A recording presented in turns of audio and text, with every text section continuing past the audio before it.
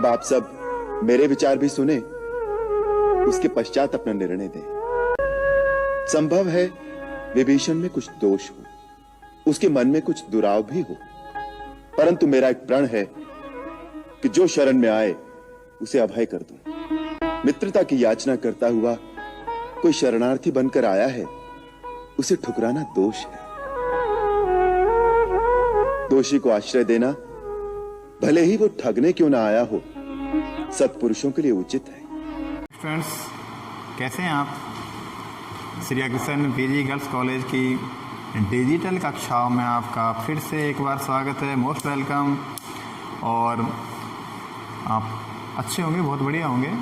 हल्की गुलाबी सर्दियाँ आ चुकी हैं और एक लंबे समय बाद हम आपके सामने हाजिर हैं और हम पढ़ रहे हैं सल्फोनिक अम्लों की केमिकल रिएक्शंस। प्रिपरेशन मेथड देख चुके हैं हम और उसकी फिजिकल प्रॉपर्टी भी हम देख चुके थे। Chemical reaction of sulphonic acid, कौन से एसिड हैं? एरोमेटिक सल्फोनिक एसिड, इनकी बातें कर लेते हैं आज। तो एरोमेटिक सल्फोनिक अम्ल आप देखें, यहाँ पर एरोमेटिक सल्फोनिक अम्ल में दो ग्रुप हो गए। दो ग्रुप में हम क्लासीफाइड कर देते हैं, एक तो एरोमेटिक ग्रुप को और एक दूसरा ग्रुप हमने कर दिया सल्फोनिक ग्रुप।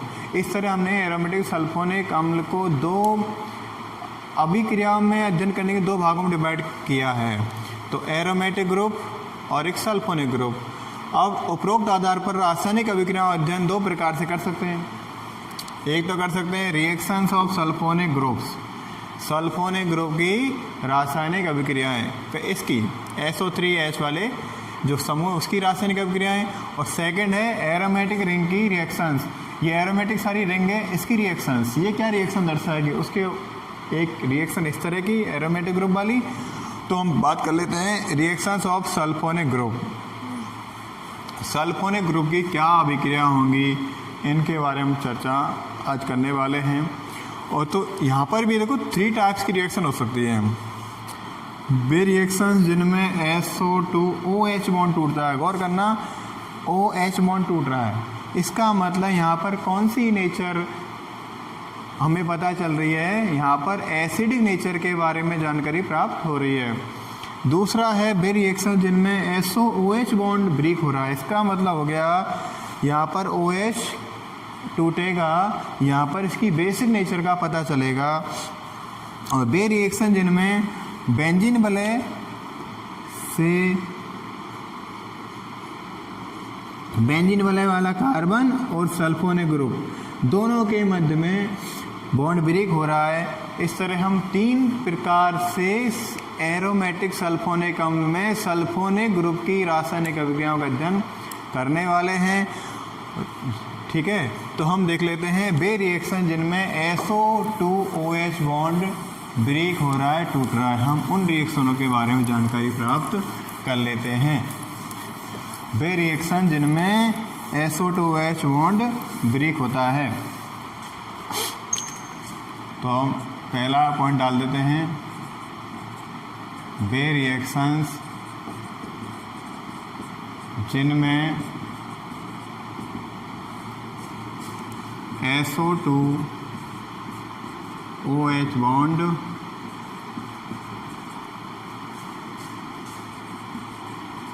ब्रेक होता है।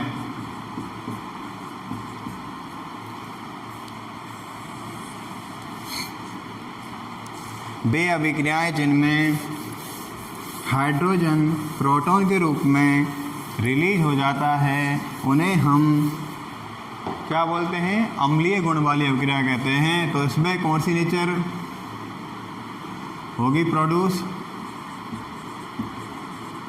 Acidic nature. यहाँ पर एसिडिक नेचर का प्रदर्शन होगा। यहाँ पर बहुत ही इंपॉर्टेंट क्वेश्चन बन जाएंगे आपके। देखो, वे अभिक्रियाएं जिनमें प्रोटॉन डोनेट हो रहा है, प्रोटॉन निष्कासित हो रहा है, उन्हें हम बोलते हैं ब्रोंस्टेड एसिड या ब्रोंस्टेड अम्ल बोलते हैं। क्योंकि ब्रोंस्टेड लोरी नाम के एक साइंटिस्ट हुए थे, उन्होंने एक डेफिनेशन दी थी, वह स्पीसीज जो प्रोटॉन डोनेट करता है उसे हम ब्रोंस्टेड अम्ल बोलते हैं। तो इसमें अम्लीय गुणों के बारे में पता चलता है। तो ये क्या करेंगे? साल्ट बना लेंगे क्षारों के साथ रिएक्शन। तो इसमें पहली रिएक्शन देख लेते हैं, रिएक्शन विद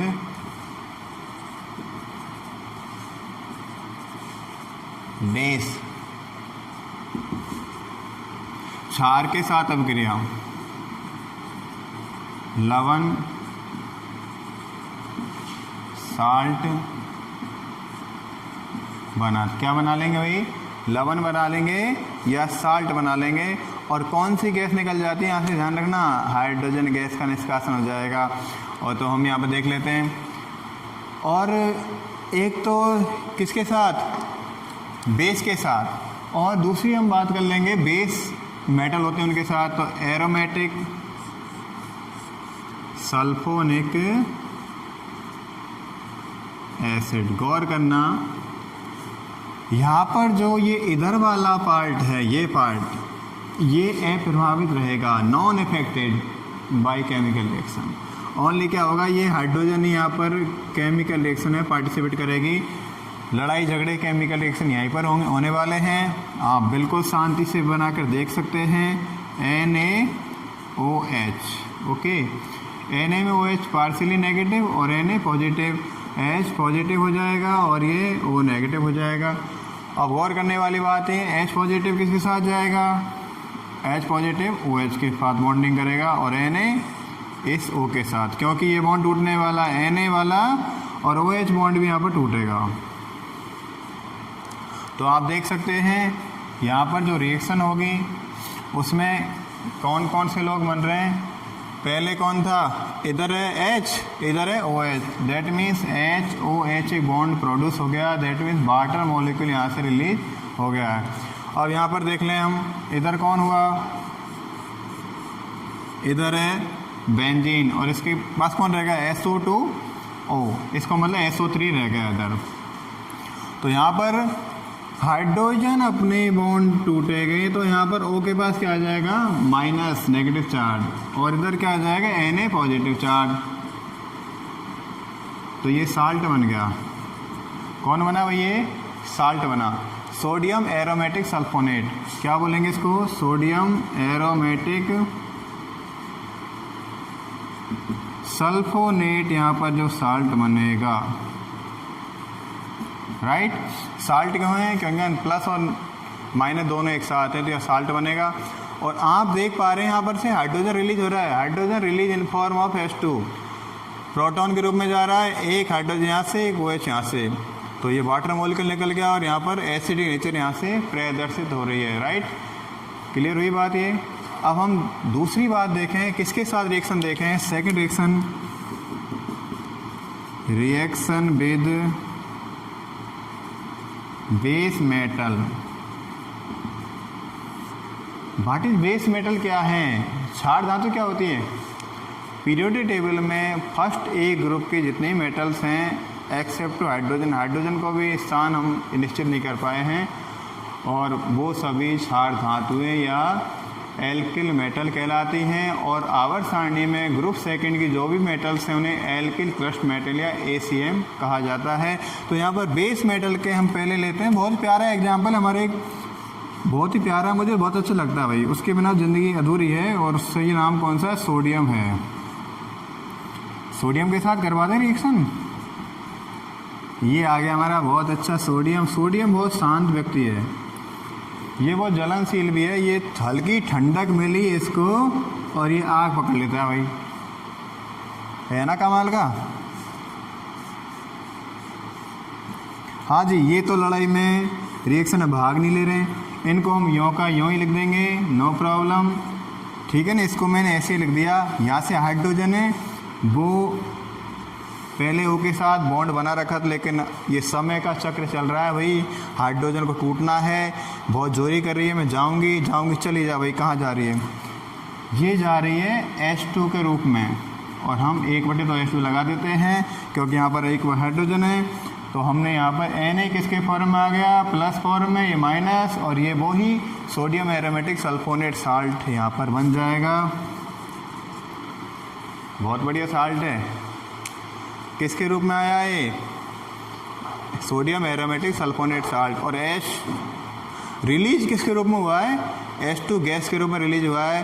तो ध्यान देना दोनों रिएक्शन में देखा यहाँ पर एसिडिक नेचर किसकी, एरोमेटिक सल्फोनिक अम्ल के एसिडिक नेचर के बारे में पता चला। अब यहाँ पर बहुत एक अच्छा क्वेश्चन है, बहुत ही इंपॉर्टेंट क्वेश्चन है, वो हम देख लेते हैं। यहाँ पर अभी हम पढ़ रहे हैं एरोमेटिक सल्फोनिक अम्लों की केमिकल रिएक्शन, और उस केमिकल रिएक्शन हम पढ़ रहे हैं वे रिएक्शन जिनमें SOOH बॉन्ड टूटता है, और उसमें हमने जानकारी प्राप्त की वो की थी अम्लीय गुणों के बारे में। अब यहाँ पर एक बहुत ही इंपॉर्टेंट क्वेश्चन है, comparison between carboxylic acid and aromatic sulphonic acid.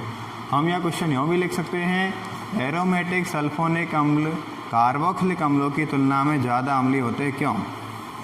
तो इम्पोर्टेंट क्वेश्चन है।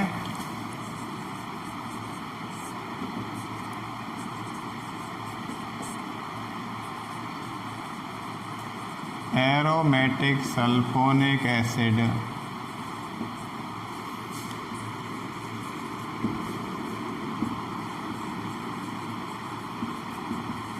कार्बोक्सिलिक एसिड की तुलना में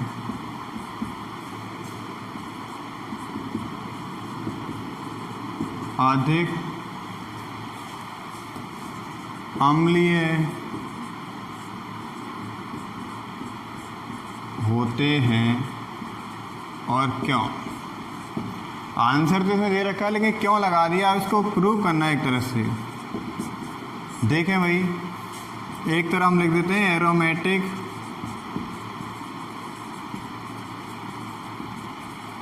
सल्फोनिक एसिड, और दूसरा हम पेज में कर लेते हैं कार्बोक्सिलिक एसिड।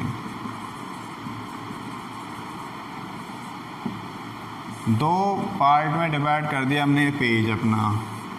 एक कंपैरेटिव हम यहाँ पर ले रहे हैं, कंपैरिजन ले रहे हैं। एरोमेटिक सल्फोनिक एसिड की जो हम स्ट्रक्चर देखें तो हम देख पाएंगे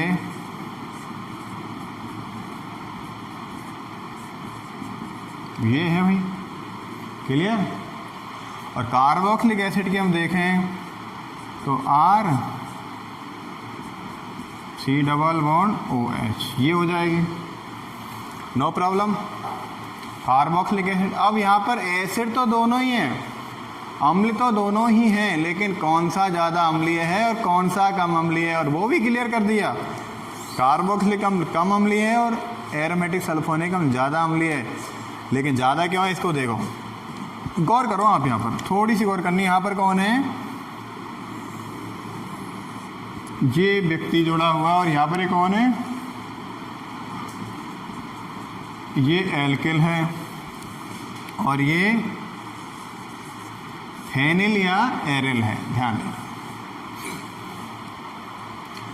अब एसिडिक जो स्ट्रॉन्गनेस का जो स्टैंडर्ड है, पैमाना, वो क्या है, जल्दी हाइड्रोजन दे देगा वो अम्लीय ज़्यादा हो जाएगा, और वो लेट लतीफ़ देगा जो देरी से देगा वो कम अम्लीय होगा। जैसे हमने किसी धनवान की बात करें तो जो हमें आसान, हमने किसी 100 रुपये मांगे भाई, 100 रुपये उधार मांग लिए हमने, और यदि हमने जिससे मांगे वो व्यक्ति हमने मांगे तुरंत उसे दे दिए, तो हमारे लिए वो ज़्यादा धनवान है। और एक ऐसा व्यक्ति जो वास्तव में बहुत ही पैसे वाला है, लेकिन हमें 10 रुपये मांगे, उसने उसके बहाने लगा दिए और थोड़ी देर रुको जब देने वाले, तो वो है तो धनवान, लेकिन हमें उसने प्रबलता के साथ नहीं दिए। तो यहाँ पर जितनी जल्दी हाइड्रोजन जो त्यागेगा, रिलीज करेगा, वो उतना ही ज़्यादा एसिडिक नेचर दर्शाएगा। अब क्वेश्चन के अकॉर्डिंग तो ये ज़्यादा दर्शाएगा, क्योंकि ये प्रबल दर्शा दिया है, ज़्यादा अधिक अम्लीय होगा। तो देखें क्यों, O और H का जो बॉन्ड है वो जितना कमज़ोर होगा, ये हाइड्रोजन उतनी ही जल्दी यहाँ से मुक्त हो जाएगी, और OH बॉन्ड उतनी आसानी टूट जाएगा। देखते हैं अभी कैसे। ये फेनिल जो ग्रुप है, यहाँ पर कितनी ऑक्सीजन जुड़ी हुई हैं, 2 और 1 3 ऑक्सीजन जुड़ी हुई हैं, ध्यान रखना।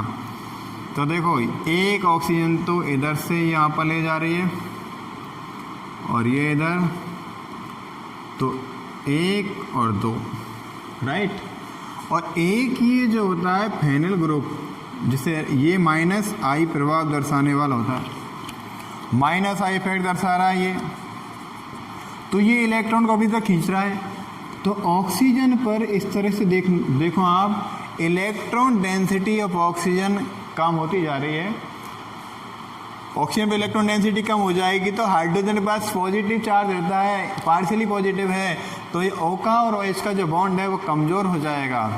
और यहाँ पर देखें, ये है भाई प्लस आई इफेक्ट दर्शाने वाला एल्किल ग्रुप। तो ये क्या करेगा, इलेक्ट्रॉन देगा, किसको, इस कार्बन को इलेक्ट्रॉन देगा, और यहाँ से इसके पास ऑक्सीजन एक है, ये लेगी, लेकिन यहाँ से जो इलेक्ट्रॉन इस कार्बन एल्किल ग्रुप द्वारा दिए जा रहे हैं वो यहाँ पर जा रहे हैं।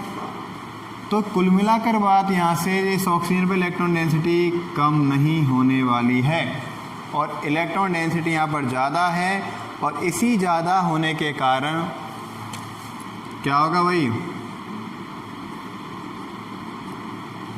इलेक्ट्रॉन डेंसिटी ज़्यादा होने के कारण क्या हो जाएगा, हाइड्रोजन और ऑक्सीजन का बॉन्ड ज़्यादा मजबूत हो जाएगा, और इसी मजबूत बंधन के कारण ये प्रोटॉन रिलीज तो करेगा लेकिन उतनी आसानी से नहीं करेगा जितनी आसानी से एरोमेटिक सल्फोनिक अम्ल करते हैं। तो कुल मिलाकर एरोमेटिक सल्फोनिक अम्ल ज़्यादा अम्लीय होगा और कार्बोक्सिलिक एसिड कम अम्लीय होगा। इसे हम लिख देते हैं, इसके कारण लिख देते हैं। ये तो क्लियर हो गया आपका।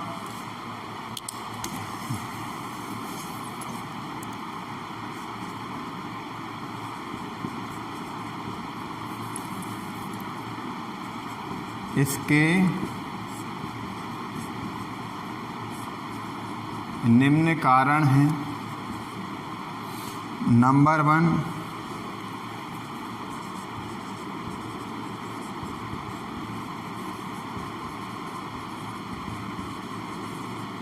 एरोमेटिक सल्फोनिक अम्ल में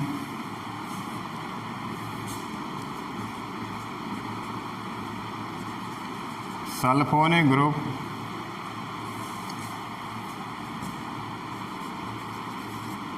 एरिल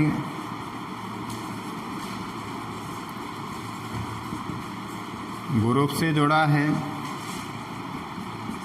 जो -I इफेक्ट शो करता है, जिससे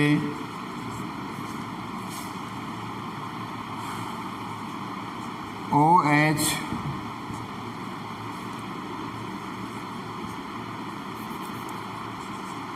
के O परमाणु पर इलेक्ट्रॉन घनत्व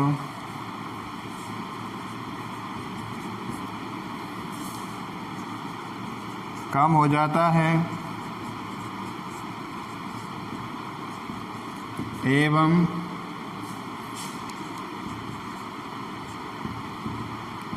OH बॉन्ड आसानी से टूट जाता है। इधर क्या है भाई,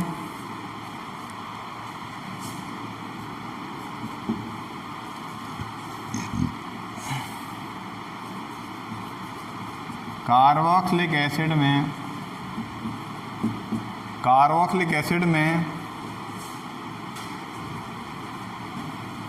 COOH ग्रुप एल्किल ग्रुप से जुड़ा है, जो +I इफेक्ट, रुक जाओ सर, +I इफेक्ट शो करता है, जिससे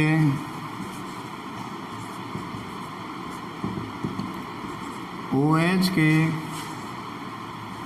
O परमाणु पर इलेक्ट्रॉन घनत्व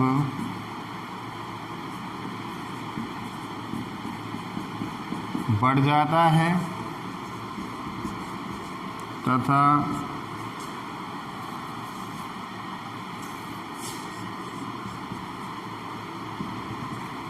OH बॉन्ड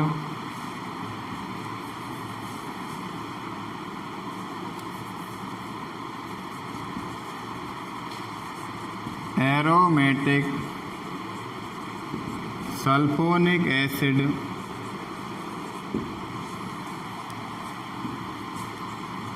के OH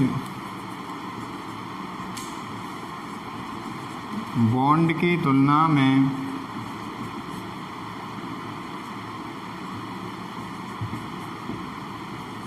आसानी से